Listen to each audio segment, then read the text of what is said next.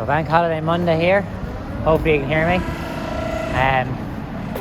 I'm doing flagman for the hedge cutter.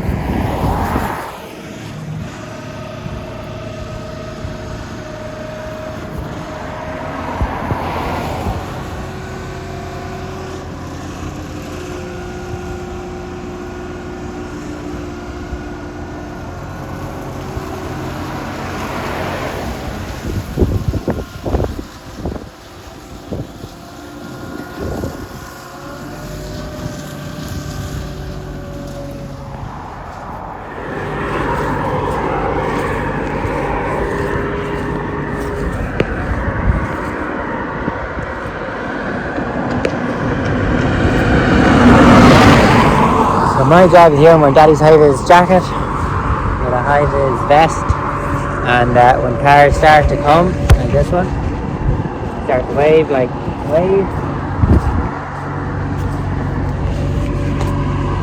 This car is slowing down now.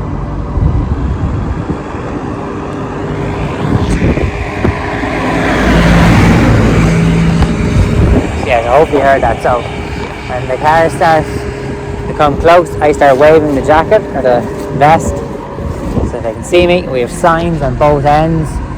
There's two signs on the far end, one sign on this end with the Jeep and the hazards. I'm just basically slowing traffic down so they don't run into the back of the hedge cutter or swerve to avoid it.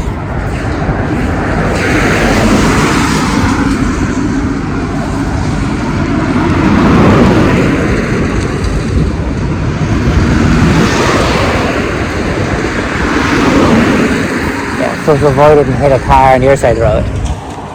19 out of 20 cars would be very good. They'd slow down, they'd be considerate.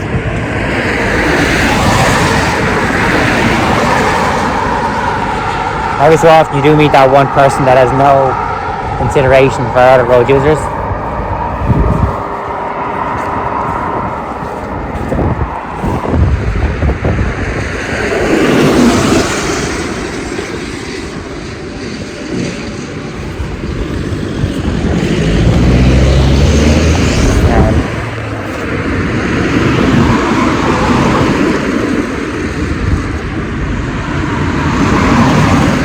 That person thought I was stopping them, but no, what they do is they drive up.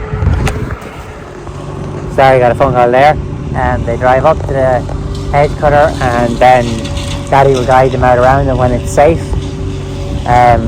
Trying to have two flag people here, trying to guide traffic is a lot of labour that's hard found, especially this time of the year. We're in, 31st of October, 1st of November, like hard to get staff all the time.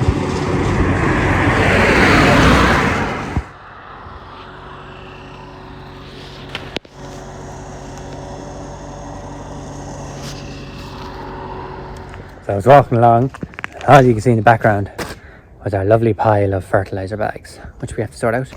The poor shed's in a bad way. So today's Tuesday. Yesterday was Bank Holiday Monday. Son's birthday is today, so I won't be working later doing anything.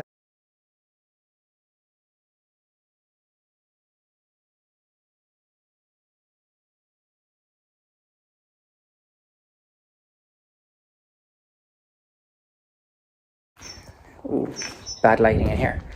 So here's the 165 and the Lemkin. Did anybody know that you're supposed to turn off the power in that tractor every night? Because I didn't, and I got up into it there this morning to unhitch it. Tractor does a dodo, so I'm gonna have to put the battery charger on in a minute. Here's the fertilizer spreader.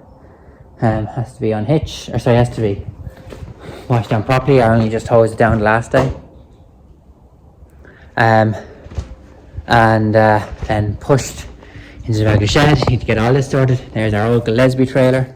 You can actually see it with the light. There you go. And that trailer, older than I am, old, we'll never sell it. That's the side table of your trailer. That's our primitive diesel tank. Our tethered at Bruckenheimer. Side tires over my shoulder. And then here's the 165. And as you can see, the battery is on the other side next to the wall. So anyway, I'll sort it out. if you bear with me, I'm going to go out the field here and show you some of the crops around the yard.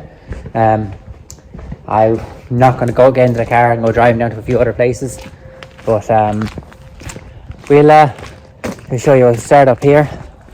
Here's the Jeep. It's all mucky around the wheels, so we didn't want to put it in front of the house.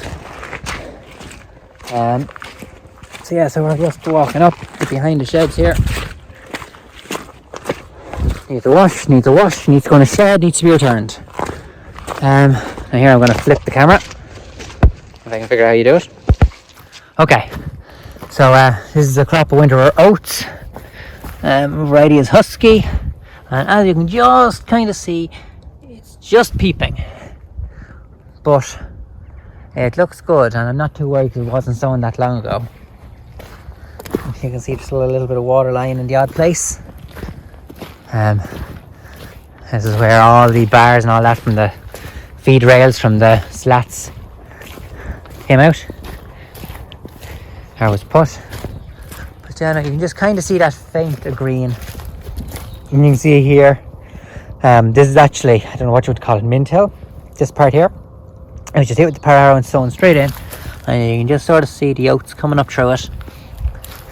I'll have no actual way of checking to see yield versus that little bit, but it's just interesting to see. We're just walking along here. I wonder, actually, I'll walk down here and I'll just show you the lagoon from a different angle.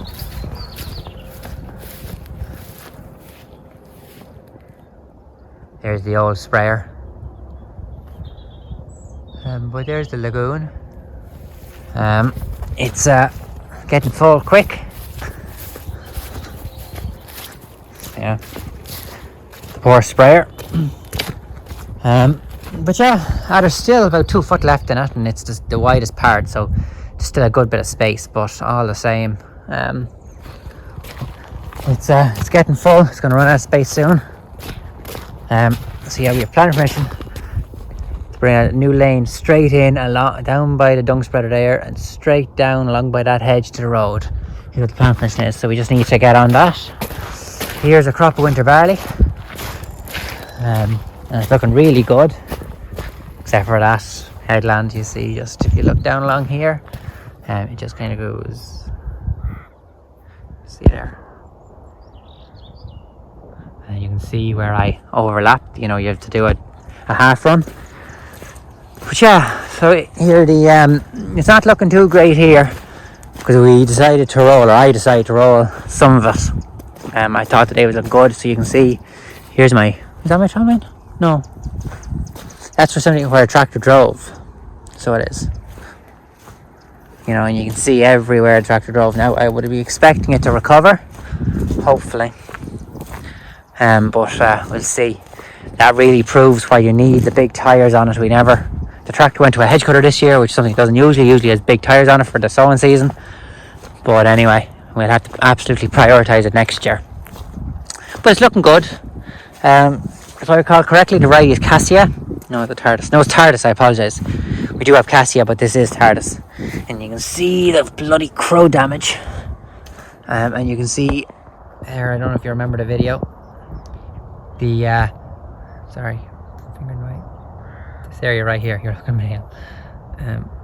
This area right here. It's where we done all the work with the digger, or done all the work with the digger. And our plan that worked, we moved the water, but it's still taking a bit of time to drain away. And then you can see here that's our mint hill winter barley, and you can see all the birdies, and you can see where all the water is lying. And then this is our cover crop, and then just cover crop and spring barley out there as well. So anyway, look, the crops are looking good. We'll see, we'll walk over to that field and see about showing you some more winter barley where we got the 0730 out onto it there 10 days ago. It is looking marginally better than this stuff, but no major difference yet. It won't be until probably January when we see the difference. So yeah, if you just give me a second. Thought there was a bit of water there. This is where we've emptied the lagoon, So see the pipe there, and goes onto a tanker backs in here, fills into the pipe, and then away. So the tanker comes down, cuts the corner there, reverses in, fills up and goes again. And the long-term goal is, as I said, this is going to be all a laneway, and this area is going to be concreted with a reception tank. It was just the lagoon was in a hurry to get going. And there's a dung spreader. It needs to be washed down now that its season is done. I had the tankers washed down thinking they were done, but anyway, look, it's only a bit of road work just trying from one farm to another. Yeah, so we're going to be working on getting all machinery into sheds over the next couple of weeks, getting machinery cleaned down, washed down, greased up and backed into sheds. So it'll take a bit of time because, well, the machinery coming in and out, and it takes a bit of blowing down and everything, but that'll be the goal for the next couple of weeks. But yeah, so we'll go down to this field and see what it looks like. So this is the crop of stuff that got the 730. It was also sown around 10 days earlier than the other field, and it's looking really good. Like, the plant is really far on. You can see here, just I had to drive into the field here, I'll show it to you in a second, but it's looking really good. Small little tiny bit of an overlap, but nothing really.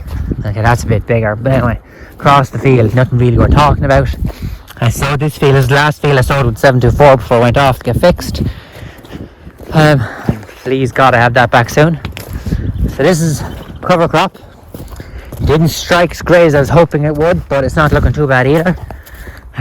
It was about, I think there's 9 or 11 different varieties in it. Tillage radish, fodder radish, phacelia, vetch, clover, a great variety of things. And then on top of that, there's a certain amount of volunteer barley in it, and then weeds. So this field is going to be oilseed rape. But anyway, we'll see. Hopefully these will thicken up.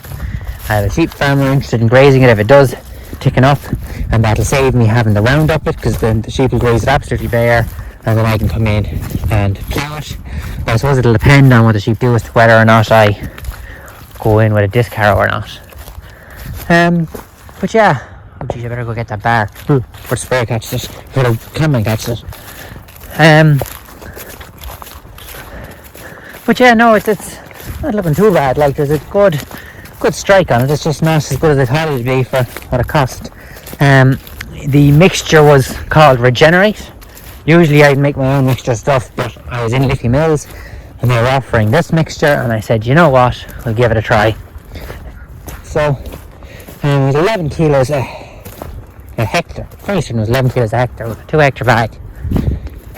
So I done, I can't remember how many acres I done.